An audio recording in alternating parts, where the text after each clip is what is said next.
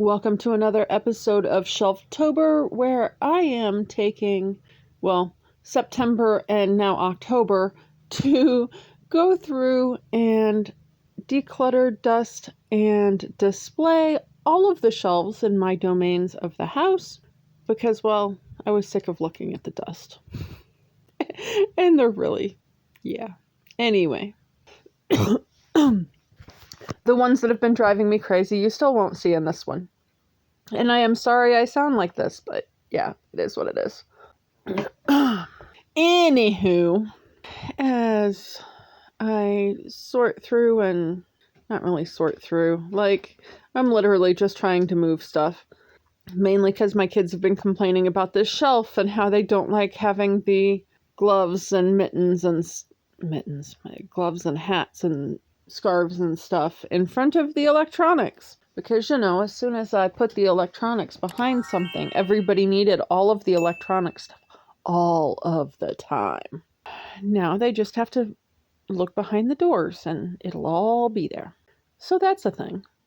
I could probably get rid of some of this electronic stuff, but I don't know what stuff is what. That's more my son's domain, and I did declutter this at another point in time.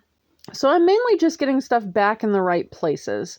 Like that box has a bunch of our wall blocks. We went to a lot of power strips that had USB slots on them, so there's no need for wall blocks. But we do still use them some, so I don't want to get rid of them.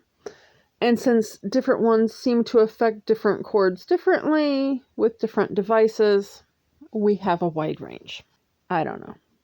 Anyway, the thing I wanted to talk to you guys about, I'm really struggling with it. So we're going to talk about acceptance first.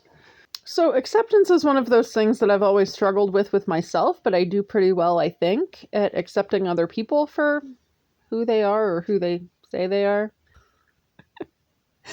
But like I said, I struggle with accepting myself wherever I'm at or whatever. There's always stuff I don't like. There's always stuff I wish was different or want to do better or whatever. I mean, to some degree, this is sort of a growth mindset sort of thing, in that I want to continually be growing and getting better and learning and doing all those things. Sorry, y'all. I wound up sleeping almost 12 hours and I woke up with a cough, apparently. So, anyway, with the whole acceptance thing, to some degree, you do have to accept where you're at before you can move forward. And that's one of those things that over the years I've struggled with some things repetitively. And eventually I got to a place I was just sort of accepting of it. And then technology has changed. And it was sort of one of those things like, wait, the thing that I had accepted 10 or 15 years ago is something that could actually fairly easily be resolved in some ways now. And it was like I had to go through all of those phases I had been through to get to the acceptance before, to get to the point of accepting a new choice, I guess you could say. And that has been kind of an interesting thing, but a lot of that was like a few months ago. I just sort of deep dove into different people's experiences with that topic, and then I took a break and kind of let myself sort of mull. I do that a lot.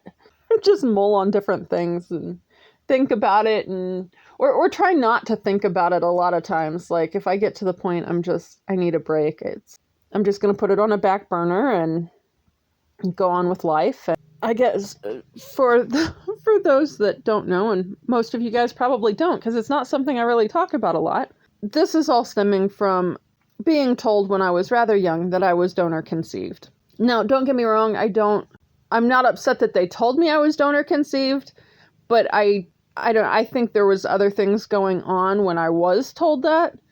And over the years after that, it's not something that was talked about much at all. Like, I don't remember talking about it again until a month before Mom died. But it definitely affected various things over the years. Like, I mean, things like dating and having kids, and you just sort of never know who you're related to at that point. And I don't know that I ever really felt terribly close to my family growing up. And so it just kind of made me feel even further away in some ways. And don't get me wrong, I got along with my family just fine, I suppose. Like, it wasn't horrible relationships, it's just I never really felt close to anybody. And I had just kind of accepted that. I actually got closer to my parents after I moved out and had the kids. Before I forget to ask, those of you that play Scrabble, is it possible to use 2 sets of letters for a single Scrabble board, or is that a problem? For some reason, I have 1 Scrabble board and 2 sets of holders and letters, and not sure if I should declutter the extras or save them.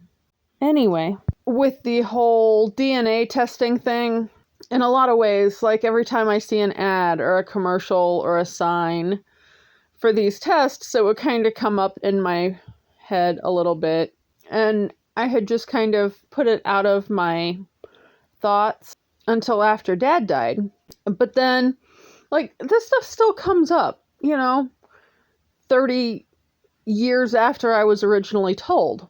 And at some point, you kind of get to the point of even something that you have accepted in the past as just how it is. As things change, that acceptance can also change.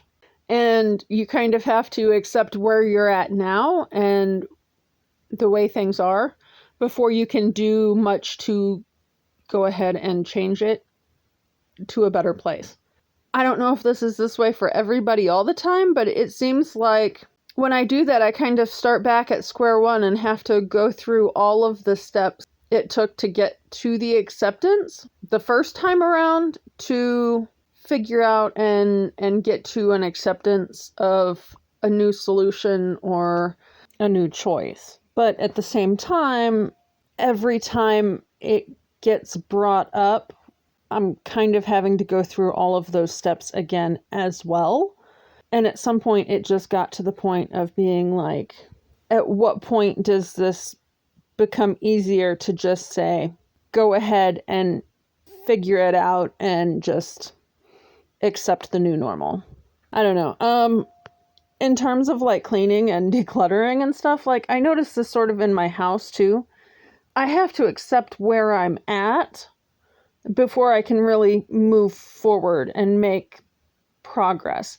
Because if I'm basing my choices on where I want to be or what I hope to learn to do in the future, it's not really a stable foundation, I guess you could say, in terms of, okay, this is where I'm at today, and this is what I can do. It's based on that, out there somewhere nebulous place. And that can be really anxiety producing because it's not anything you can take action on right now. And if I want to be able to move past being anxious about something, I have to be firmly grounded in where I'm at and to some degree why I'm there. Like, I can't go back and change the past, but I can accept where I'm coming from and what I've been through to get to where I'm at today, if that makes sense.